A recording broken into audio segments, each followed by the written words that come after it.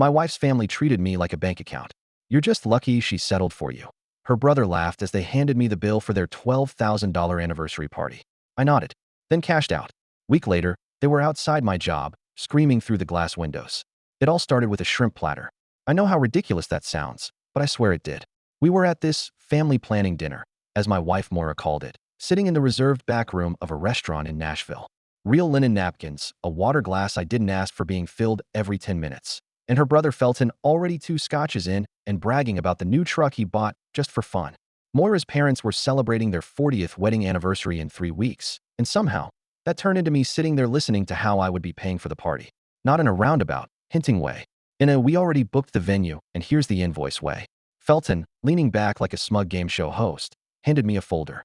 I didn't even open it right away. I just looked at him, then at Moira. She wouldn't meet my eyes. So I opened it. $12,416. Oh, and don't forget the gratuity. Her mother, Lorna, piped in without looking up from her wine. I didn't agree to this, I said, calmly, placing the folder back on the table. You married into the family, didn't you? Felton said with a grin. This is just part of the gig. Then came the line. The one that did something irreversible to me. You're just lucky she settled for you. He said with a little chuckle, looking at his sister like he was doing me a favor by reminding me. The table laughed, like it was some sort of in-joke. Moira didn't, but she didn't say anything either. That silence told me more than the bill ever could. A little about me. I work in finance. Not the flashy kind. No trading, no billion-dollar deals. I work for a small wealth management firm in downtown Nashville. I do estate planning, insurance, and boring stuff. But it pays well. We don't live extravagantly, but we're comfortable. I drive a Toyota. Moira drives my old Subaru. We live in a quiet 2-story house in Brentwood, near Radnor Lake. I still pack my lunch most days. The one thing I've always been is dependable. I grew up without much. My dad split when I was a kid. My mom worked nights at a hotel and took in sewing just to keep the lights on. I remember getting embarrassed over grocery coupons, over hand-me-down sneakers. I swore if I ever had a family, they'd never feel like that. So maybe that's why I didn't walk out of that restaurant right then and there. Because I wanted to be the good guy, the stable one, the one who doesn't rock the boat. But something changed that night. A quiet kind of breaking. Moira didn't say a word in the car on the way home. Not until we were in the driveway, engine off. Then she said softly, "You don't have to pay for it if you don't want to." Then why didn't you say anything back there? I don't know. Felton humiliated me. He's just Felton, she said, brushing her hair behind her ear like that excuse. I turned to face her. Do you think you settled? What? What he said? That you settled for me. Her eyes widened. Callum, no. That's not because he was drunk, but you didn't say anything. I was caught off guard. I nodded. Okay. Then I got out of the car and went inside. I didn't sleep that night. I laid next to her for hours, staring at the ceiling, thinking about every dinner, every holiday, every time her mother made a comment about my middle-class taste or her father asked how much I made after taxes. They always saw me as someone useful. Not someone Moira loved, but someone who kept the lights on and the checks clear. And maybe she did love me, but maybe that wasn't enough anymore. The next morning, I went to work like usual. Didn't bring it up. Didn't complain. I acted like everything was fine. Then, at lunch, I walked into my boss's office. I want to cash out some of my portfolio, I said. Just the after-tax investments. Sure, he said, glancing over the figures. Big purchase. Just tying up loose ends. That Friday, I wrote 2 checks. One to the venue, covering every penny of that godforsaken party. And one to Moira. It was the exact amount we'd split if we divorced. Nothing extra. No bitterness. Just math. I left both on the kitchen counter before heading to my friend Milo's place in Franklin for the weekend. Didn't answer calls. Didn't check email. Just walked through the woods, drank beer on the porch, and watched my phone buzz like a wasp behind glass. When I got home Sunday night, the checks were gone. So was she. A week later, I was sitting in my office, reviewing estate paperwork for a client who passed unexpectedly. Rain tapping on the window. My intern Zoe asked if she should grab lunch for the team. Then I heard the shouting. At first, I thought it was a protest or a street preacher. Then I saw them. Lorna, Felton, and Moira's father, all outside the building's glass lobby, yelling my name. You coward. Lorna screamed. You ruined her. Felton roared. A few coworkers froze. Some peered through blinds. Zoe turned pale and said, Callum. I stood up, straightened my tie, walked downstairs, opened the lobby door, and said, as calm as a still lake, if you don't leave now, I'm calling security. Lorna pointed a trembling finger at me. You'll regret this. I already regret marrying into your family, I replied, and closed the door. My wife's family treated me like a walking bank account for years. It started small. Can you grab the check this time, Callum? Or you don't mind covering the Airbnb for the lake weekend, right? But I chalked it up to being generous, being a good husband. I wanted to be part of her family, even if I never fully felt welcome. Looking back, I realized they didn't want me in the family. They wanted access to what I could do for the family. Moira and I met 10 years ago in Knoxville. I was managing a small local credit union at the time. She came in with her younger sister, needing help consolidating some student debt. Her smile was warm. She asked smart questions, and she laughed at my dumb jokes. We dated for 3 years before getting married. I was 34, she was 31. Her family? Wealthy in name only. Her dad, Dean, was a retired contractor who hadn't worked in over a decade. Her mom, Lorna, had expensive taste and a sharp tongue. Her older brother Felton lived off of short-term hustle jobs and a growing pile of debt. He used words like entrepreneur and visionary, but I never once saw him actually finish anything he started. They lived just outside Nashville in a house Lorna's parents had paid off years ago. They had the front of wealth, but none of the stability. The first few years of our marriage were all right. Moira had a job in marketing, and I eventually took a position at a mid-sized firm in Nashville doing financial planning for high-net-worth clients. We weren't rich, but we were comfortable. We lived in a 3-bedroom place near Brentwood with a fenced-in backyard and a little fire pit we barely used. But the more money I made, the more her family started showing up asking for favors. At first, it was little things. A few $100 for a car repair, helping cover an unexpected vet bill. Then it became, could you help Felton out with a small loan? Just to help him get his business off the ground. That business? A podcasting studio that never launched. He spent the money on a new gaming PC and some concert tickets. And every time, Moira asked me to go easy on them. They don't have what you have, Callum, she'd say. You didn't grow up like they did. And she was right. I didn't. I grew up in Clarksville. My dad bailed when I was 7. My mom worked 2 jobs, took night classes, and still somehow found time to make dinner every night. I started working at 16 and never stopped. I got through college on scholarships and summer jobs. I built everything I had piece by piece. So yeah, maybe I was proud of that. Maybe I thought if I just kept giving, they'd eventually accept me. Maybe I thought Moira appreciated how hard I worked to take care of everyone. But it was never enough. Everything boiled over 2 months ago at a dinner Moira described as just a small get-together to plan something nice for mom and dad. It was at a high-end Italian place in downtown Nashville. The kind where you have to valet your car and the menu doesn't list prices. I already had a bad feeling walking in. The whole family was there. Moira, of course. Felton, in his usual too-tight shirt and smirking face. Lorna and Dean, dressed like they were heading to a gala instead of a pasta dinner. And me, still in my work clothes, tired, but trying to play along. We ordered wine, appetizers, the most expensive seafood plate on the menu. Then Felton clinked his glass with a spoon. All right, he said, grinning. Time to talk about the big 40th anniversary bash. Lorna lit up like a chandelier. Oh, it's going to be just divine. We already picked out the venue, Hotel Preston's ballroom. Full catering, live jazz band, open bar. I blinked. Wait, you already booked it? Of course, Lorna said, waving her hand. It's in 3 weeks. I looked at Moira. She was fiddling with her napkin. Dean chuckled. It's going to be the party of the year. Felton leaned across the table and dropped a folder in front of me. What's this? I asked. Breakdown of costs, he said with a grin. You're going to love the wine list. I opened it. $12,416.41. I just stared at the number, then flipped through it. Catering, decor, entertainment. The band alone was $2,000. I never agreed to this, I said. Oh, come on, Lorna said with a laugh. You're the man of the family now, right? You're just lucky she settled for you. Felton added, laughing louder than necessary, like he was being playful. This is the least you can do.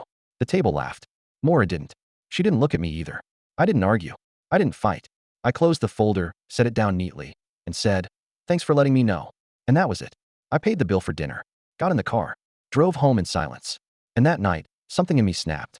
I couldn't even explain it if I tried.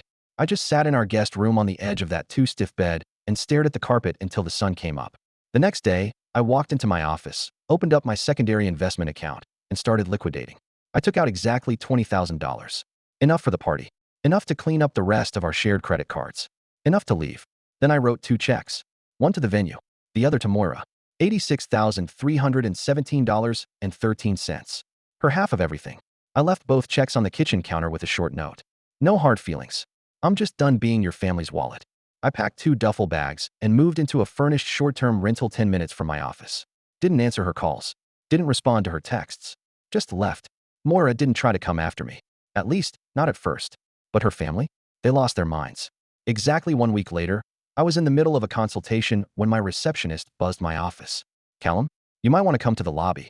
I walked out to see them through the glass. Lorna, Felton, and Dean standing in the rain, yelling my name, waving papers around like protest signs. Felton was the loudest. You think you can humiliate us like this? You think you can just walk away? Lorna banged on the glass with her palm. People were filming. Security was already on the way. I didn't say a word. I didn't walk out to confront them. I just stood there behind the front desk window, watching it unfold like I wasn't part of it at all. Like I was just watching the final scene of a show I'd been forced to star in for too long. And I felt something I hadn't felt in years. Relief. Security eventually had to escort them off the property. My boss, who's a very by-the-book kind of guy, called me into his office afterward. You all right? He asked, pushing his glasses up. Yeah, I said. Just a family dispute. He nodded slowly, watching me for a few seconds like he wasn't sure whether to push harder. You want some time off? I paused. Not yet. I need the normalcy. He didn't press. Just nodded again. Let me know if that changes. That night, back in the rental, I sat on the tiny balcony with a glass of rye and watched the traffic lights change. I hadn't spoken to Moira since I left, but I could feel something building. Something was coming. Not anger, not desperation, just wait. The silence wasn't going to last forever. Sure enough, the next day, she showed up. I heard the knock before I saw her. A light, familiar rhythm. 3 short knocks and a pause. I opened the door slowly. She looked smaller somehow. Or maybe I just felt bigger. Hi, she said. I didn't respond. Just stepped aside to let her in. She walked around like she didn't know how to be in this space. Her fingers grazed the edge of the kitchen counter, eyes flicking around like she was looking for something safe to land on. You disappeared, she said finally. I didn't disappear, I replied. I walked out the front door. Without a word. Without a fight. I corrected. I didn't want to make it ugly. Moira folded her arms and looked down at her shoes. So that's it. 10 years together. And you just cash out and walk away? I didn't see another option. You didn't even give me a chance to explain. I sat down on the arm of the couch. Okay, explain. She looked up sharply, like she hadn't expected me to actually say yes. It wasn't supposed to get like that, she said. My family, they have no boundaries, you know that. They push. They joke. But they don't mean harm. They don't mean harm? I scoffed. Felton tells me I'm lucky you settled for me while handing me a $12,000 bill, and you sat there saying nothing. I didn't know what to say. That's not okay, would have worked. Don't talk to my husband like that. Something. Anything. She didn't respond. I sighed. You were supposed to be my person, Moira. My partner. Not their silent cheerleader. Her voice dropped. I wasn't cheering. You weren't stopping them either. She moved to sit on the edge of the bed across from me. I thought we were okay, she said, barely audible. I thought you liked taking care of people. You always made it look so easy. I blinked. Taking care of you is not the same as financing your family's delusions. She nodded slowly, tears welling up. I know that now. I didn't say anything. She looked up again. Can we fix this? The question hit me like a gut punch. Because some part of me wanted to say yes. The part of me that remembered our wedding day, or the way she curled into me when she couldn't sleep, or the dozens of little things we used to do without even thinking. But another part of me, the quieter, steadier voice, was already packing up. I don't know, I said honestly. I don't know if I can unsee what I saw. How fast they turned on me. How fast you let them. She wiped her face and nodded, like she'd been preparing for that answer even before she asked the question. Okay, she said. I won't push. She stood, walked to the door, and turned back. I'm sorry, Callum. I really am. I believed her. But I also knew sorry wasn't always enough. The next couple weeks were strange. People at work had questions they were too polite to ask. I could feel it in the sideways glances, the way conversations paused when I entered a room. Zoe, my intern, finally asked me one day while filing tax documents. Is everything okay at home? I looked at her for a long second. I'm building a new one, I said. So yeah, it will be. A letter came in the mail a week later from Dean. Typed. 2 pages. It was filled with lines like, "You've humiliated this family.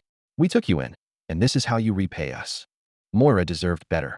You'll regret walking away from people who tried to make you one of their own." It was probably the most passive-aggressive letter I've ever read. But what stood out to me the most was what it didn't say. Not once did he ask if I was okay. Not once did he say, "I'm sorry." Not once did he acknowledge that their behavior may have been part of the problem. It was just a list of accusations dressed up like concern. I didn't respond. I shredded it and took myself out to dinner. I ran into Felton at a gas station about 2 weeks later. It was awkward as hell. I was filling up my car. He pulled in across from me, hopped out of a beat-up Ford Ranger that definitely wasn't the brand new truck he bragged about at dinner. He saw me immediately and stiffened.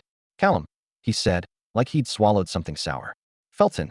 He walked over, slow and puffed up. "I don't care what kind of high horse you think you're on," he said. "You made my sister cry." "She made herself cry," I said calmly. "I just stopped pretending things were fine." "You walked out." "Yeah, because it was time." He glared at me, hands on his hips like he was ready to say something else. But then, he didn't. He just shook his head and walked back to his car. And I watched him go, feeling absolutely nothing. Not anger. No pity. Just nothing. I started seeing a therapist after that. I didn't want to carry the bitterness around. I told her everything from the first time I paid Felton's rent to the final check I left on the kitchen counter. She listened. She nodded. She didn't try to blame anyone. You did what a lot of people struggle to do, she said during our third session. You chose yourself. I hadn't thought of it like that. I'd always seen it as running away. Quitting. But maybe it wasn't. Maybe it was finally stepping off a train I was never supposed to be on in the first place. 2 days after I told my therapist that I'd chosen myself, I ran into Moira at Kroger. Total accident. I was picking up frozen vegetables and almond milk, thinking about absolutely nothing. And there she was in front of the bread aisle, holding a loaf of rye like it had the answers to everything. She saw me, and for a second, I thought she might turn around and walk away. But she didn't. She gave a small smile. Hey. Hey. We stood there awkwardly between the sandwich rolls and sourdoughs. I didn't expect to see you, she said. I shrugged. People gotta eat. She laughed, and it caught me off guard. I hadn't heard that sound in weeks. It was softer than I remembered. Less practiced. She stepped toward me. I've been going to therapy, she said. Twice a week. I nodded. That's good. I've been unpacking a lot. About my family. About us. I kept my hands in my jacket pockets. It's a lot to unpack. She looked down at her shoes. I keep thinking about that night. At the restaurant. How quiet you were. I thought you were just being calm. I didn't realize you were done. I didn't say anything. What could I say? That I hadn't realized it either until the moment I wrote those checks? She met my eyes again. I want you to know something. I never thought I settled. Felton did. I don't give a damn what Felton thinks anymore, she said sharply. I spent half my life trying to be the peacekeeper, trying to smooth over their messes. I thought if I could just keep things calm, keep the family intact, then maybe I wouldn't lose the people I loved. And you lost me anyway. That landed hard. Her shoulders dipped just slightly. Yeah, she whispered. I did. We stood there for a long time. I watched someone walk past us with a cart full of Gatorade and cereal. The normalness of the moment made everything feel heavier. I don't know if we're done, she said. But I know I need to figure out who I am when I'm not just reacting to them. I nodded. Good. That's something you have to do without me. A tear rolled down her cheek, and she wiped it quickly. I miss you, she said. I know. Then I turned and walked away. The strange thing about loss is how quiet it is. After the screaming, after the confrontation, after the gas station showdown, and the letters and the tears, what's left is just this, stillness. A kind of silence that settles into your bones. I started going to the gym again. Not to get fit, just to feel structure. I woke up early, walked a few miles every morning, and read books again instead of screens. It felt like reclaiming some lost part of myself. The guy before the family dinners and the financial obligations. The one who used to enjoy slow breakfasts and Saturday drives. I didn't talk to Moira again for a while. No texts, no late night, I miss you pings. I think she understood the boundary now. But about a month after the grocery store moment, I got an email. It was short. Subject line, for what it's worth. Body. I told Felton he's not welcome in my life until he apologizes to you. He won't, but I needed to say it out loud. I don't know where this all ends. But I'm working on being someone you'd choose again, not someone who expected you to stay just because you already had. That last line stuck with me. Someone you'd choose again. I sat with that for a long time. Because the truth was when things were good between us, they were really good. We had real laughter, quiet comfort, and little rituals. Sunday pancakes. Her hand on my knee when we drove. Our shared weird hatred of cilantro. None of that had been fake. But it had gotten buried under years of unspoken resentment. Under favors and sacrifices and smiles that cost more than they looked. And maybe I had my part in that too. Maybe I stayed quiet too long. Said sure when I should have said hell no. Let her think I was okay being walked on because I didn't want to seem angry. Maybe I thought being the bigger person meant never speaking up. It didn't. One night in early spring, I was walking near Radnor Lake. It was just past sunset, the trail quiet, the trees still bare. I stopped at the overlook where the trees open up and you can see the water shimmer like glass. I thought about calling her. Not to get back together. Not to hash things out. Just to say hi. Just to see how she was doing. As two people who had been through something big. Who had both cracked and reshaped. But I didn't. Not yet. Some part of me knew there was still more to process. Because what I felt in that moment wasn't longing. It was peaceful.